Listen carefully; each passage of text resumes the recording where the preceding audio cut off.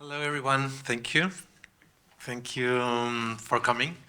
Thank you also, Vilius and Akee, for organizing this opportunity to engage in a conversation. This is a very formal sort of keynote speaker space, but I would like just to take this opportunity to share with you what has been taking much of my energy and thoughts and time, and try to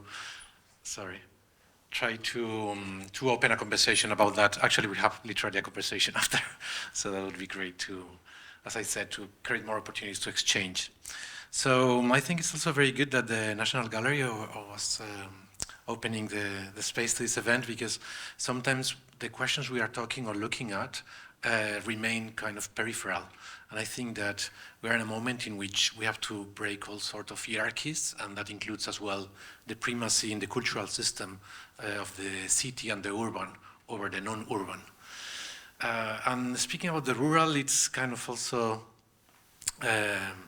tricky in Europe, no? Because the rural is defined sociologically using some demographics criteria, but actually has other dimensions, no? The dimensions of ruralities that is a little bit different.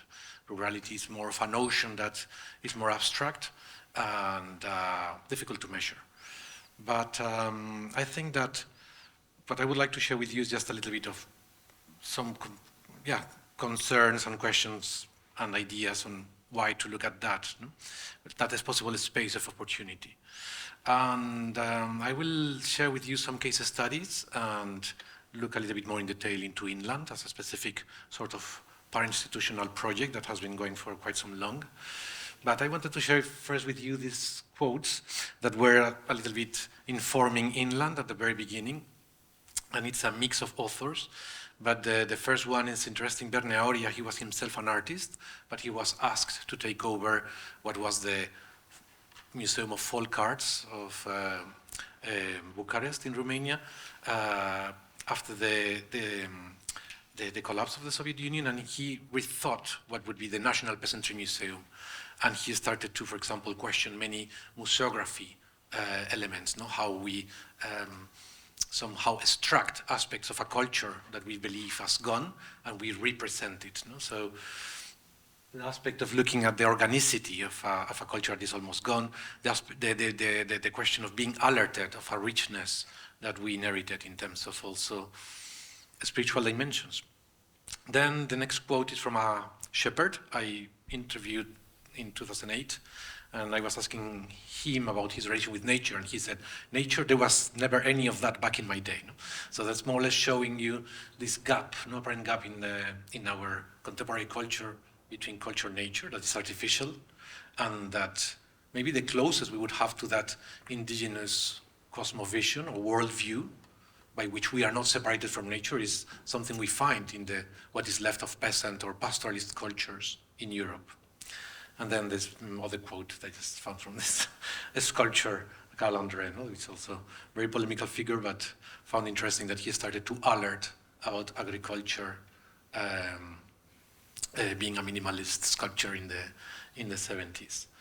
So I've heard there are some philosophers in the room, so allow me to have a very clumsy incursion in your field by looking at culture in the sense that culture is more than what we believe, no? To be the notion of Kulturenbildung, no? As it was mostly molded in the moment of enlightenment, in the moment as well of the creation of certain nation states.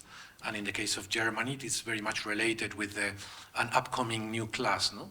A class that was non-aristocratic, non-rated with the nobility, but more gaining capital through knowledge. No? So the fact that there was a definition of culture as related with a nation and with certain elements, no? Like something like was an enclosed system for the connoisseur.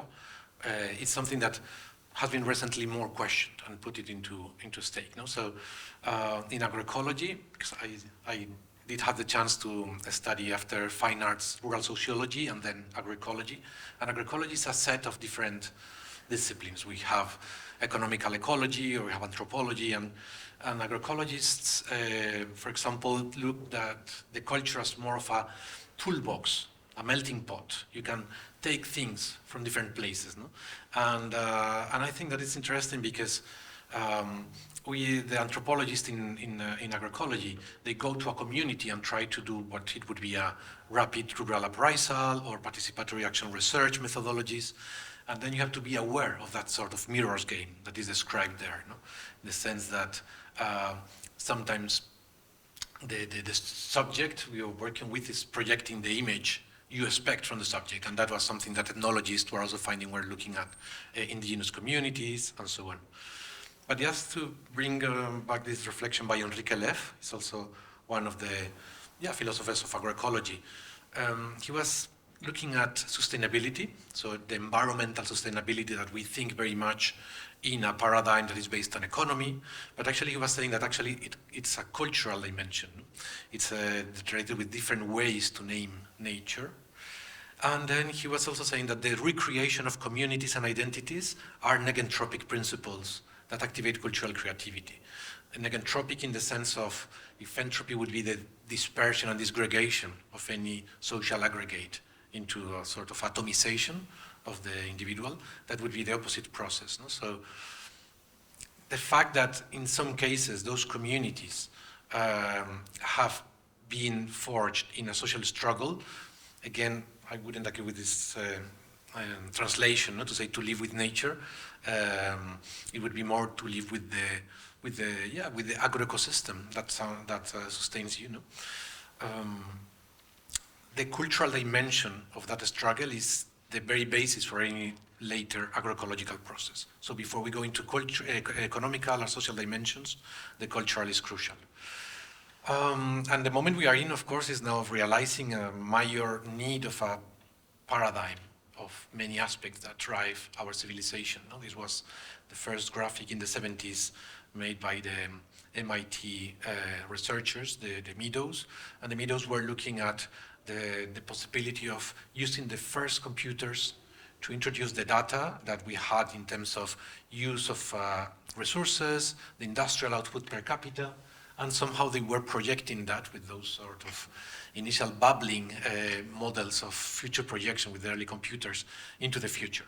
And they just came up with this diagram, this graphic that was the central part of their book, The Limits to Growth, that actually was a bookseller a bestseller in the 70s.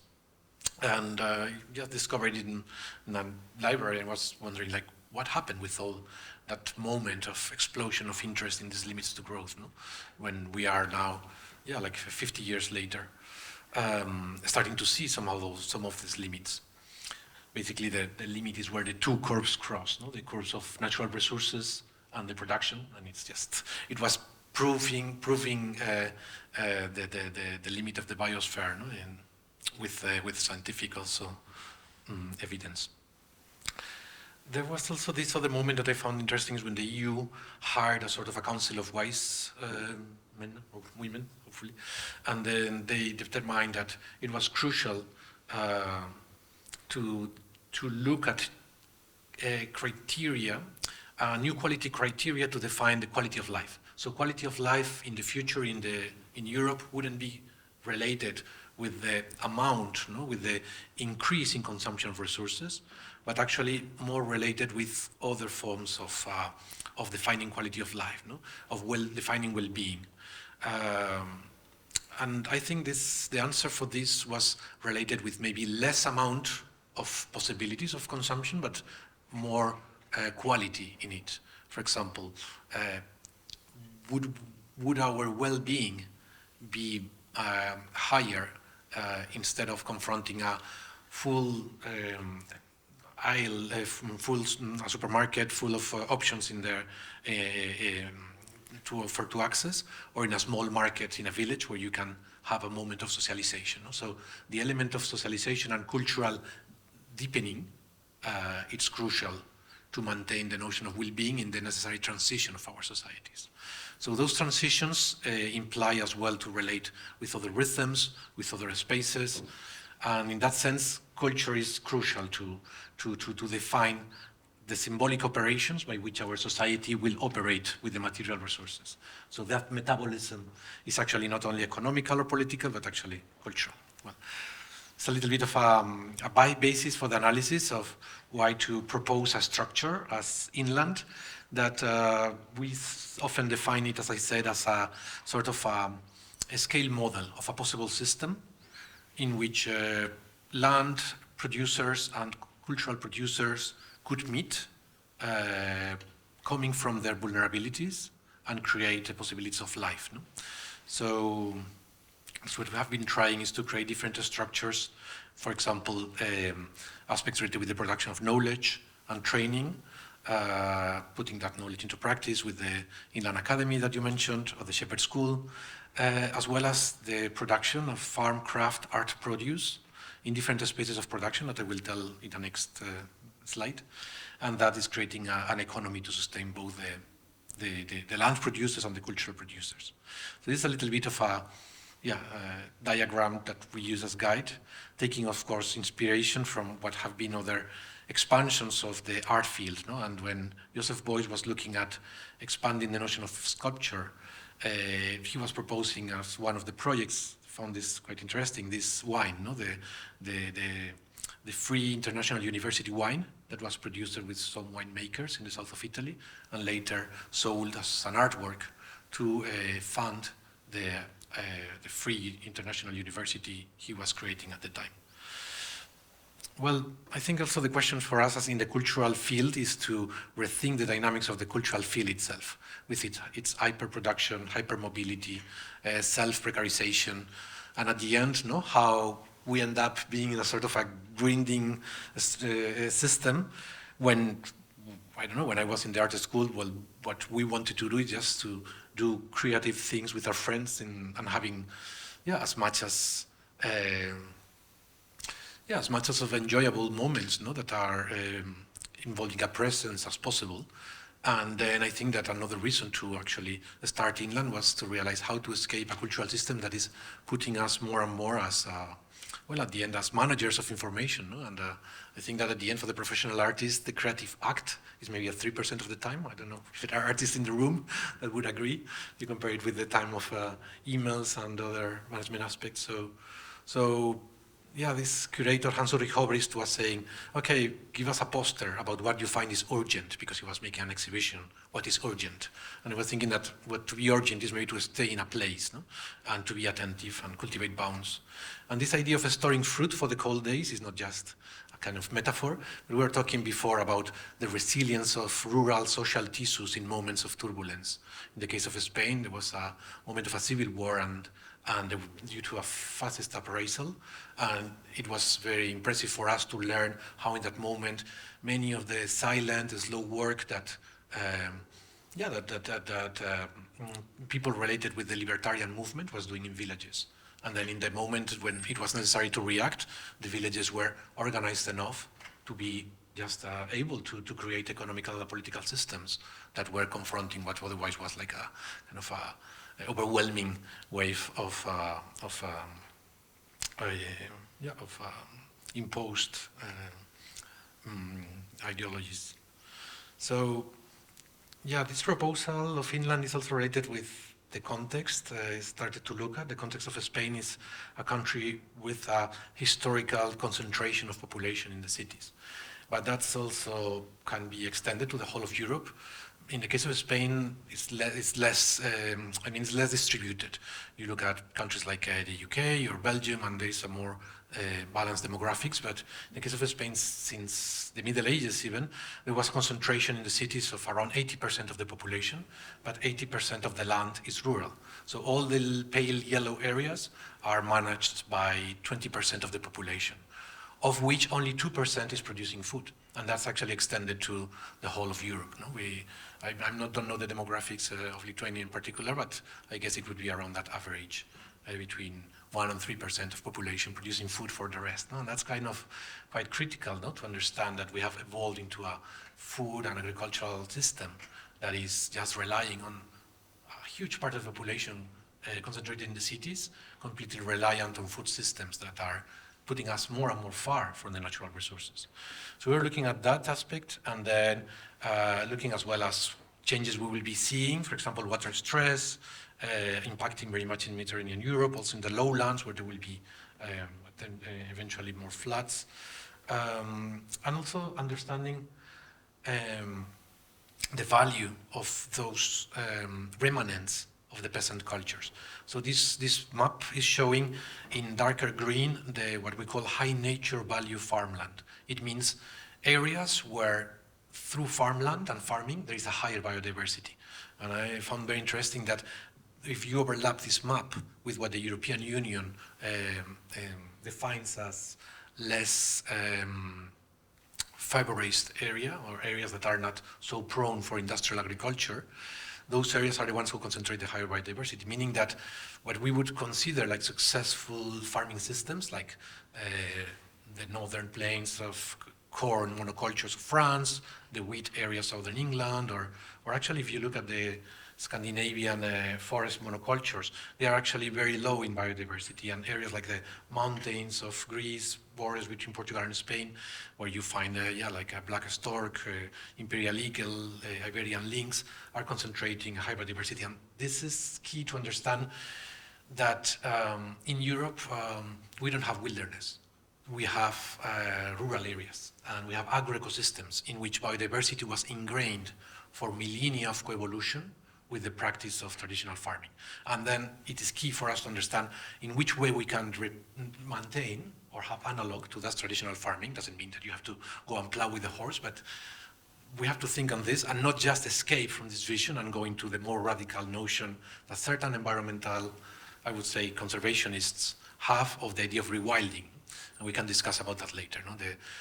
We see, actually in Spain, there are some cases, if you could name it like neo-colonial rewilding, in the sense that some of the big foundations who are like purchasing huge areas of land are like kind of saying, okay, if there is nobody living here, then it's perfect to just reintroduce wild herbivores like the bison and wild predators, and we will have a sort of a European Serengeti for the contemplation of an ocean of wild fauna recreated park for a population concentrated in the cities. And on the contrary, we believe that the land is to produce food. No? So we started to work, sorry, it's in Spanish, we started to work in 22 villages around the country and look at those as case studies. And then the project evolves into creating a publishing house or the dairy, and also study groups of this idea of creating a social movement. It would be a pastoralist movement. I'm going to try to give you a little bit of examples of how inland operates. So it started in 2009 by creating a space in which you would have the policymakers, the Ministry of Culture and Environment, the, let's say, cultural field with the Reina Sofia Museum or other museums, the university, and also the social movement of the rural. The rural platform is a movement with producers, and I think this is crucial, no? Because otherwise, if they hadn't been at the very beginning of the project, we could have ended up projecting another vision of the rural from the city, which actually, it is the way in which traditionally the rural has been portrayed. No? If you look at landscape genre, for example, in the moments of the Industrial Revolution, many painters would be in Paris, but they would spend their summers in Provence or in Bretagne. They would capture essential rustic portraits, and they would be later sold in the city for a growing bourgeois class, no? That would be liking to I guess, decorate their houses with those sort of bygone images, no? Of other times. So we started in 2010 launching a sort of residency program and inviting artists to have a training to connect with the rural, because that's also the other thing. It's like we are trained in the university in fine arts in the school to maybe, cultivate the idea of the author that has a vision and very subjective process of creation, but not really to connect with a social reality or socio-ecological. So we were introducing some elements from rural sociology and ways of intervention and so on. And then after the training, they were like, there was a conference that they were like proposed to work in different villages. And in this case, for example, we were developing projects for around 4 months. In this case, in this abandoned stable in the village, we were reconstructing a sort of microarchitecture that was proposing a little museum of the commons. So the materials that were like placed there were copies of the little cards that everyone had to access the commons of the village, as well as different images on the relation with the animal. This was accompanied by drawings by the last shepherd of the village. Actually, this sort of little model in the right is a model of the rooftop of the building that was clay tiles modeled on the form of the back of the goats. It's the idea of shelter. And then these drawings by Miguel El Pajarito, who was the shepherd. He passed away, unfortunately, the last shepherd of the village, and moments of sharing. So in this case, it allowed a sort of, I would say, it created a device for a post-agrarian, emotional or affective relation with the land. The villagers were no longer having animals. So how you relate with the commons if you no longer go there to understand how the commons are managed. So this is also a role maybe of the artist to propose those other forms of generating landscapes, if you like, generating affective links with the landscape. In other cases, we were working with a sound artist who was creating a sound map, also even for the paths in the night. And in this case, we invited Channel Tai. Channel Tai is a Turkish architect and artist who worked in the village of Carrícola in Valencia. And the villagers said, okay, we would like the artist to come here and help us to design the market stall for the Sundays market, because the Sundays market was a moment to exchange about the product. And then the artist came with this design. The artists were like, okay, it's fine, it's nice, but it's very impractical. We can't really use it, move it to the square or anything. So he made another adaptation, much more rustic, but actually useful for the different, in this case, there are like agricultural producers for the village market. So the village market was somehow a living sculpture of the stalls. But then this other structure, it just stayed as a symbol of the process, creative process of the artist, and it had a value because we could show it in an art space in Madrid during Arco Art Fair, and then propose a moment of conversation with the director of Creative Time New York, or Vasif Kortum, director of SALT Istanbul, or Charles Esche from Eindhoven, Banabe Museum, the artist and the farmer. So in this sense, what we do in the rural doesn't necessarily stay there, but actually occupies the cultural conversation in the centers. And I think it's also important as well. How is working inland now? Well, we are focusing mostly in 3 spaces, what we call the spaces of community of practice.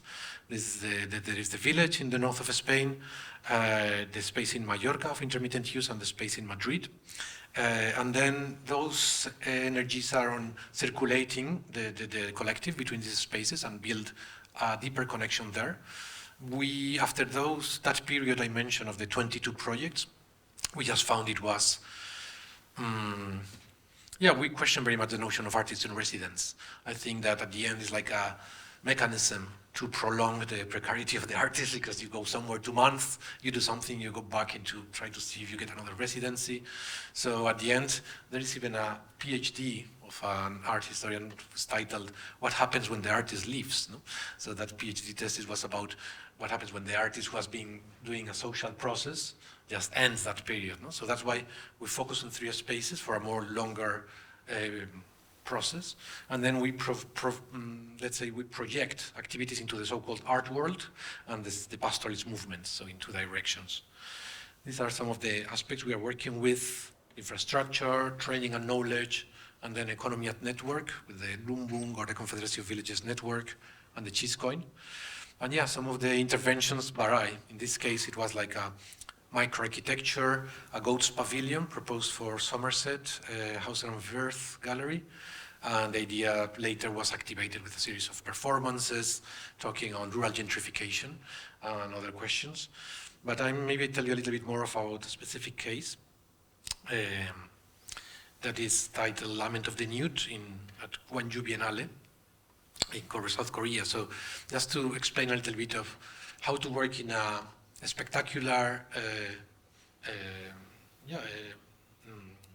system as a biennale with something that is trying to just mirror that but reproduce something different. So you had to react to a context that you don't know. And in this case, we were interested in the last rice field of the city of Gwangju, and where the neighbors were trying to keep the place from a new development of a highway that was going to destroy the rice field. So the idea was to work throughout the year with the different neighbors and propose like a sort of a theater piece that involved creating characters, creating the costumes, growing food in the place, like make the whole rice field as a sort of a stage for different scenes to happen and different characters. In this case, for example, all the participants were neighbors from the neighboring towers, suburban flats towers. And in this case, the teenagers were becoming the clouds people. So the process went for a whole year and then had different moments of presentation. But I think that at the end, what it helped for, it was to rethink the group of neighbors, not just as protesting people angry with the development, but more as a live arts company. So by going throughout that process of making the song, the costumes, and all the theater development, yeah, there was a certain empowerment of what I would say otherwise would be a more or less atomized community. And I think this was maybe helping a lot in the change of the plans and for the rice field finally to be preserved.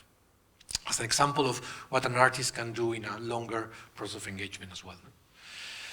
Other ways of working, for example, are more focused on the immediate needs of the inland village, the place we are recovering in the mountains, north of Spain. So this is the place. We usually don't show images, but it's a 3D rendering.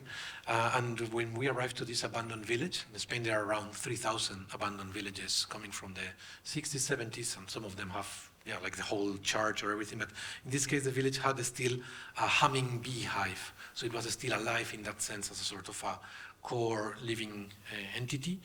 So we started to look at the possibility of recovering an apiary.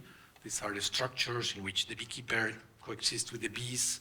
In this way, you can harvest the honey from behind, and also look at the sort of a Slavic tradition of healing through the bees, and then breathing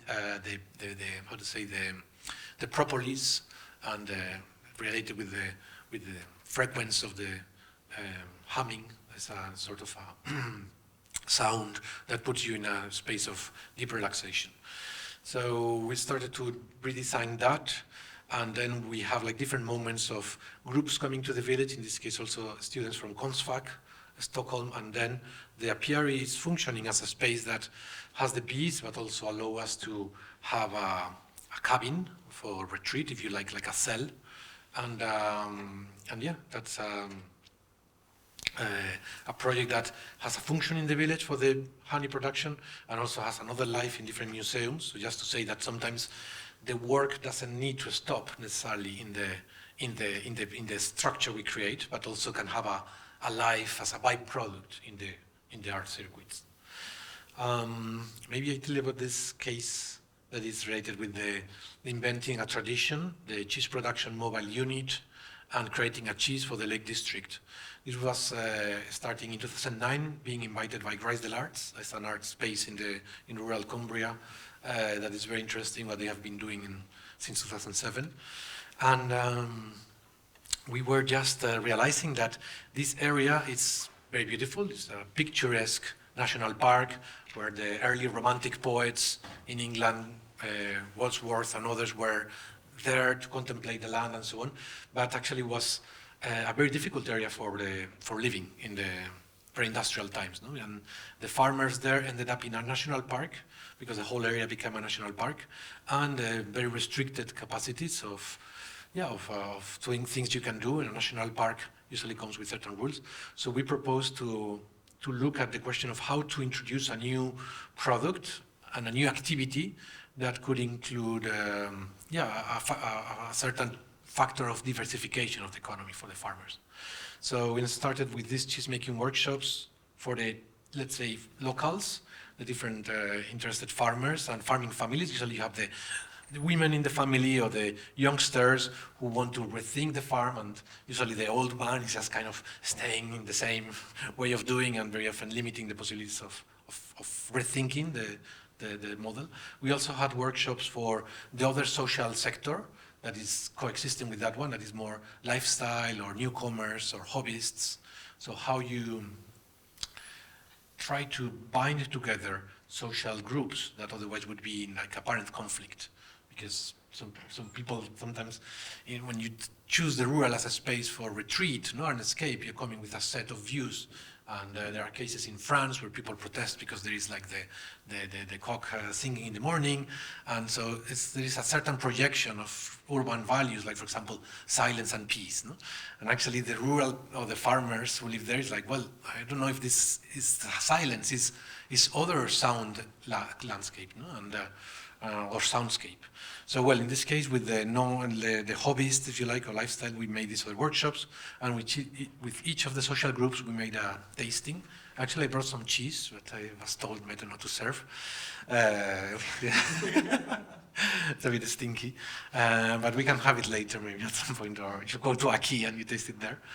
But the point was to create a formula of organoleptic political understanding of the different cheese, and people were asked to score and give like punctuation to the different cheese. For example, people would choose the hardness of a Comte and maybe the flavor of Stilton and so on. So with all that data, we put it together in a sort of an algorithm and created the average preferred cheese for the two social groups. That actually is the red line there and that one there. So it has that pattern, aspects of different cheese. And that was like the proposal cheese, universal cheese that would bring together these social groups. It was like not so like spectacular, the taste anyway, but it was a mix. And then we were producing it in Ruskin's ice cave.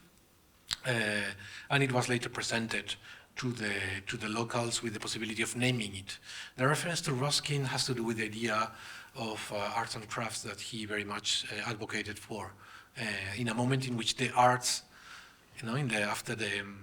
also in the time of the 1898 revolution, the Commune de Paris and so on, the art was going into two directions. One was art pour l'art, like art for art's sake, and the autonomy of the artist, and the other was more related with the social space for the art, the social value, related with the idea of arts and crafts and usefulness. So this is something we are looking at now with this idea of usefulness in the arts, and one-to-one scale art projects, meaning projects that work are useful in a certain context, but also can have a cultural and artistic nature simultaneously. I recommend you this book by Stephen Wright. It's called the Lexicon for the Use of Art. Well, I'll remember the right name. Well, after that, we realized that it would be interesting to create a tool that people could take to your farm, to the farm, and then experiment with some milk processing, because usually if you have to invest into making a dairy, it's around 30 or 40,000 euros, and then you really need to be sure if you're going to go into that. So by designing this cheese production mobile unit, it was like something that combined the tank for making the milk and the different elements you need to make cheese. And we were starting to think how to produce this element. We were looking at military equipment that are very solid and light, so you could take it and transform it as a farm equipment. And then actually we made this one with sort of a case from the Korean War, and it was tasted in Grisdale and then offered to the different farmers in the area. So the idea is like to have an equipment that you can borrow for the months you are milking, and then test and see if you like it and if you can really take it as an opportunity to diversify the economy. Of course, when you sell the milk, usually in this kind of supermarket control the farming economies, you can get paid around 20, 30 cents for a liter. But if you are transforming it into cheese, you are adding a value, and also you are kind of storing it. And it could be a strategy to also, as I said, strengthen the possibilities of a living rural area. This is a space in Mallorca we work with. and it's a different rurality. No? In this case, this area, it's becoming like devoided of rural life, not because it's abandoned, but because the touristification is so strong. No? So certain areas of the world, as we know, are suffering from an intense touristification process by which the locals cannot really make a living or a life. Actually, in this village, we are working with the mayor cannot afford to live in the village, where he's the mayor of. No? So the seasonal flow of tourism is very strong. So we start to work with the local, with the neighbors, with the kids, for example, and in reinventing rituals, but also thinking on the idea of expanding the landscape. And they were proposing a gathering of life arts and territory. This image is from Anna Halpring, choreographies, no, which I was working with in the 60s in the West Coast with choreographies and land and territory. But in these days that we organize in this village of Mallorca where we work, we were inviting, for example, a collective of 2 girls who are working with distillation of any weeds that you find and distilling into different process, or a guided walk with a hunter to understand how the landscape is perceived from the eyes from the hunter, or different moments of exchange, in this case with a dry stone wall maker, because all this landscape is based in dry stone walls. So how that tradition is being lost, and then therefore the whole landscape is collapsing, actually. Because in the mountains of the northern Mallorca, you need to build terraces. And this is since the time of the Arabs, the olives were growing there. So once you don't maintain the verticality of the landscape, it just crumbles down. No? So we were looking at that. Then other spaces of work, I tell you, is the Shepherd School. It's a project that started in 2004. It's another one-to-one scale project, and it's offering training for anyone who wants to become a shepherd. And then we have a theory part and a practical part. In the practical part, you learn to be, in this case, in a cabin with a shepherd for 2 months. And the theoretical part, we have like technical knowledge, like biochemistry of cheese or saw techniques and so on. Every year there are around 30 applicants, 40, and then there's like a 10% of people who stays in this trade. No? It's not easy. I mean, actually the project is sometimes we just name it Micro Kingdom of Utopia, in the sense that every year we have applicants who tell us, give us this opportunity, we really want to become a shepherd, it really is my dream, and then it's like, okay, we do the training, and then we speak, and after the 2-3 months of training, just like, okay, well, this is a nice opportunity, thank you. And, some of them decide to stay, and that's an opportunity for us to look at how to bring other elements that are needed, no? Because in our societies in Europe, we are the sons and daughters of the generation who already left the land. So we don't longer have a direct connection. I mean, for some people it's like, okay, I still remember my grandpa, or no, there's ways in which the knowledge was transmitted generationally. But in very many cases, most of the people who come to the Shepherd School, they are from Madrid or Barcelona, they have a university degree, and they are just willing to look back at these possibilities, but they need to learn other ways of being also, of rethinking pastoralism. It's not going to be like, I mean, the countryside is not as we perceive it was for our grandparents' generation. Now it's not a place that is not communicated. We have the communication in our devices. It's not a place where you have like a strenuous physical work. I mean, very often, actually, it's more strenuous. We had people coming to a shepherd school that every year when we start, we tell them, this is very hard, you're going to be outdoors, it might rain, it might be hot. And they say, don't tell me about difficult conditions, because I'm a truck driver and I have to drive for 8 hours a day, and when I arrive somewhere in the middle of the night, I still have to take the pallets down, or I'm working in a supermarket and or I'm working in an office and I'm just sitting and having like a terrible situation in my back. So I mean, there are different notions of what would be a good life, and I think that we don't want to say that the rural is the space for the good life, but for those who believe it could be, we have to create the conditions in which it can happen. No? And we have to stop the policies and the economics and the cultural views that are perpetuating the exclusion of the rural as a space of good life. And this is impacting on all of us, no? Because I guess the idea that the cosmopolitan is only metropolitan, no?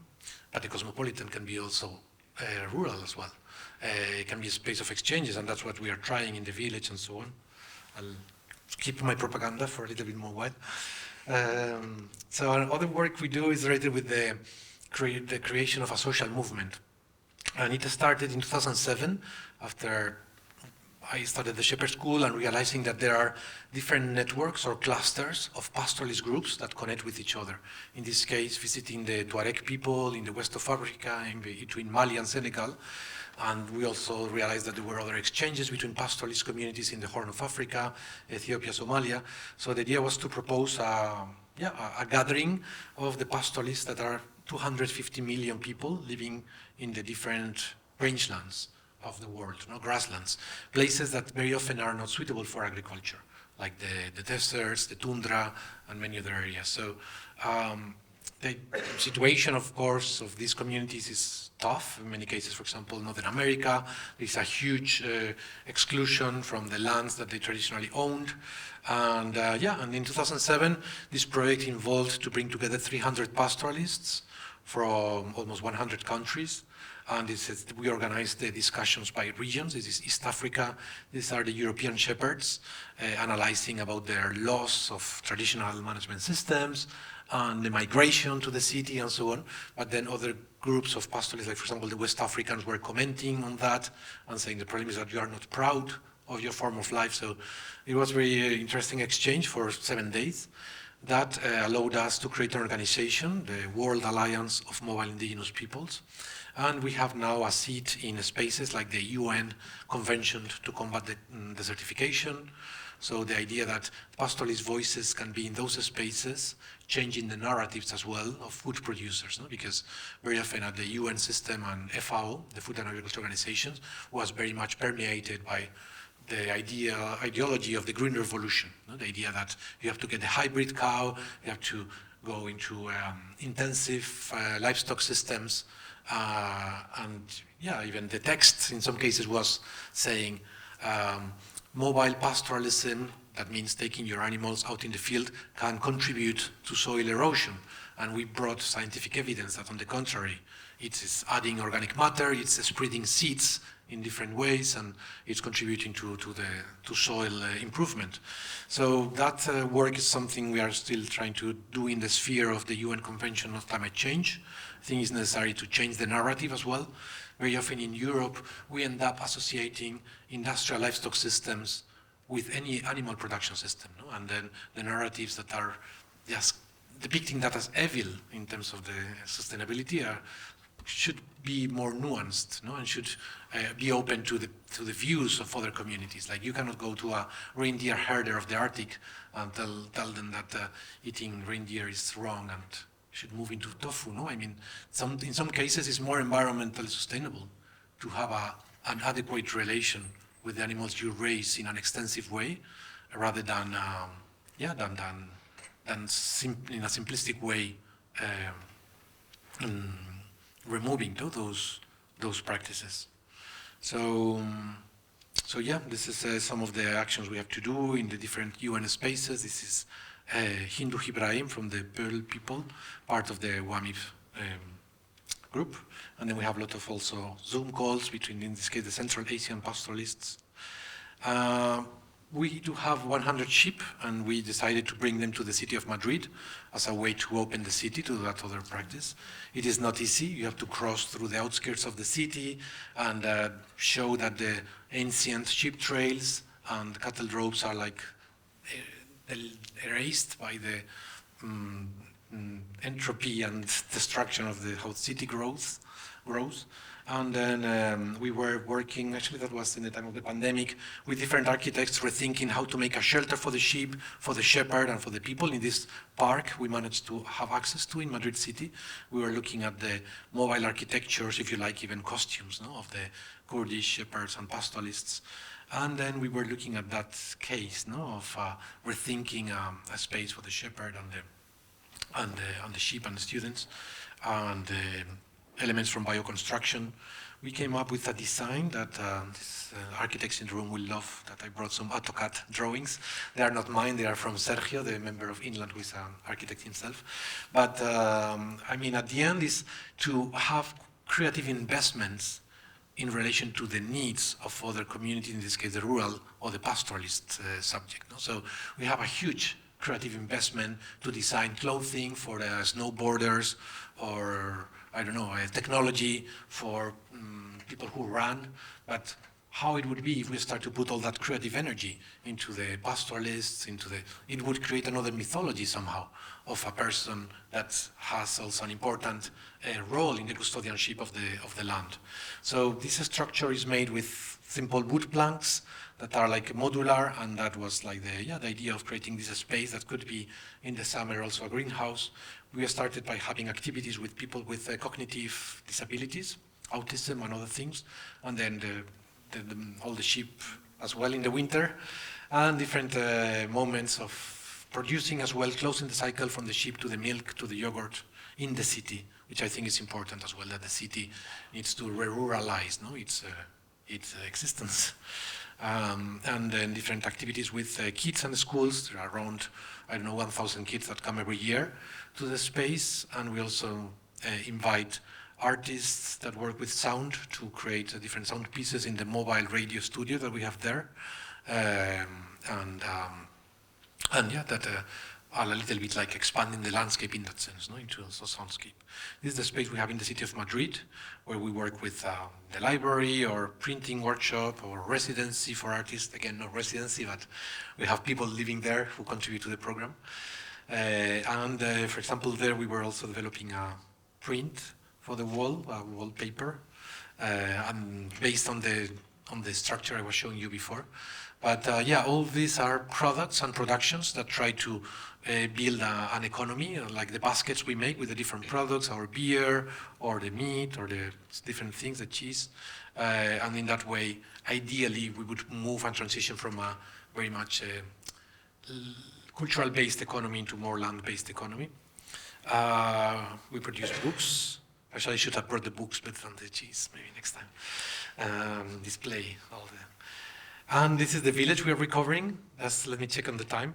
But the idea there is to test a new curriculum for the arts, or for the different disciplines. And then we invite people from different disciplines and different universities all around Europe. They come, and we start to think on this applied knowledge to rural situations. So, for example, we had groups, diverse groups, that they look at those contexts while they happily rebuild. But, for example, the concept of the mountain where we are is a national park. So how we relate with a national park for the locals, and then the village, or rethinking a village, or rethinking the forest. In our forest we have eucalyptus plantations that are coming from the 60s. So then we have students from sociology, anthropology, architecture, art, and then they interact with these spaces and create different proposals. Here, for example, an architect, a sociologist is speaking with Nell, who is the Shepherd member of Finland, and then propose different exercises of different kind.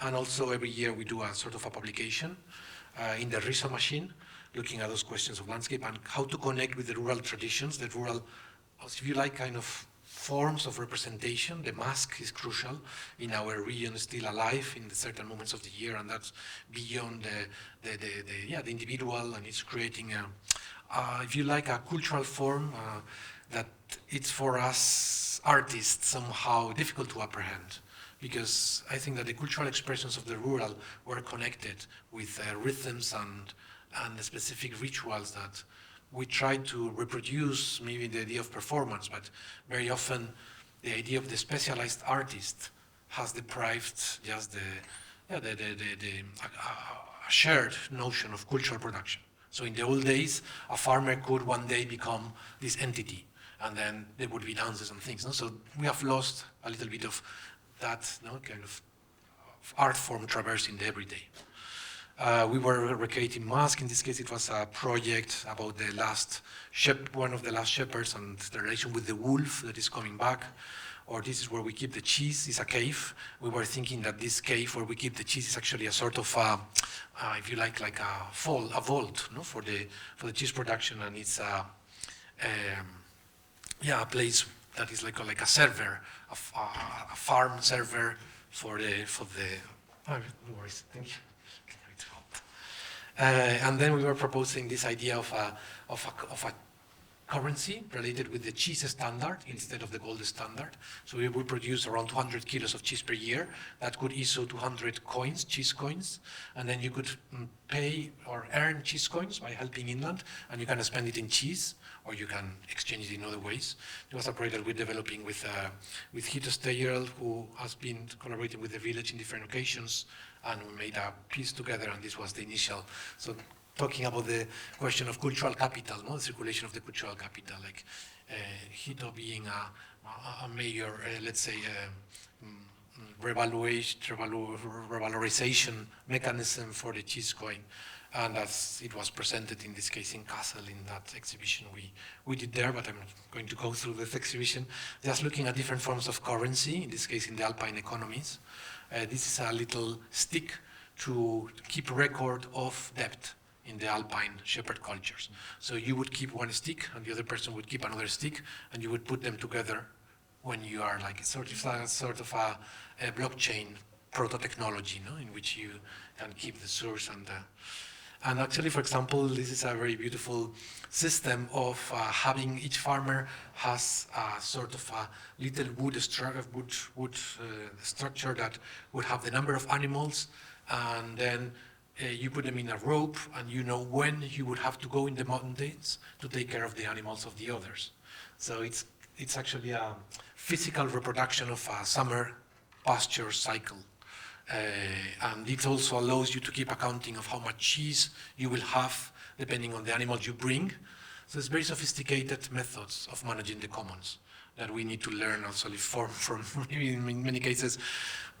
There is a Spanish philosopher, Unamuno, that was calling the rustic civilization, no? Civilization that was based in forms of also creating welfare. In the commons in my region, for example, there would be a field that during part of the year was private. It means that you would fence it to grow your things. But if you were, for example, a widow with children, you wouldn't be part of the, let's say, lottery for the piece of field. You will be given automatically the best one. So there were mechanisms also to regulate vulnerabilities and different things. So yeah, we were playing with all that. And we were developing this cheese cone idea. It was hidden in the cheese sandwiches, so you could buy a cheese sandwich, and the more you buy cheese sandwiches, you have, it's like mining. You can mine for a cheese coin, and instead of keeping it for yourself, you have to upload it because the image was a sort of a anti-NFT, and then by sharing that image, you could see the whole film that Hito Steyerl was making, an animation. And yeah, I think I just would wrap up a little bit saying that the experience of Lumbung for me was, I think, rethinking many aspects of the cultural system that we need to rethink. For example, how art manifests, more of a process than not an object, and also thinking of forms of mutual support. It was the first time that an exhibition takes all the budget and distributes equally between the artists. I mean, when you go to Venice Biennale, you actually have to pay yourself. Very often they expect that the artist is coming with a gallery behind and so on. So in this way, it was creating a form of direct application of the notion of Lumbung, that is a communal rice barn. So we keep working with the Lumbung Land Group, and then we are working in the question of sonic anthropology, of the rural decline, like with sound pieces and so on.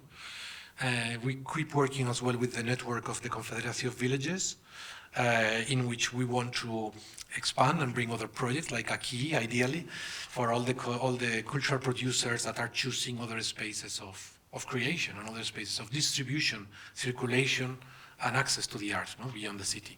So in this case now we have a project in southern Italy, Casa de la Agricultura, Grace del Arts in England, one in Armenia, Sweden, ours in Spain. And yeah, and the Inland Academy, that next course will be launched in December or January, so keep an eye for those who are interested on applying for the Inland Academy. And just to end, a project that we are doing this year is Basta Land. Basta is the name in Arabic for a mobile trolley, so we are working with Basta Theater, a project in rural Palestine that is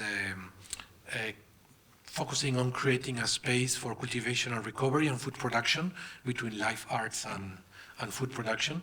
And since 2023, we are developing different products like the Habibi Tahini. Actually, Hussam, who is the promoter of Fasta Theater, was in the year we met also with Vilnius.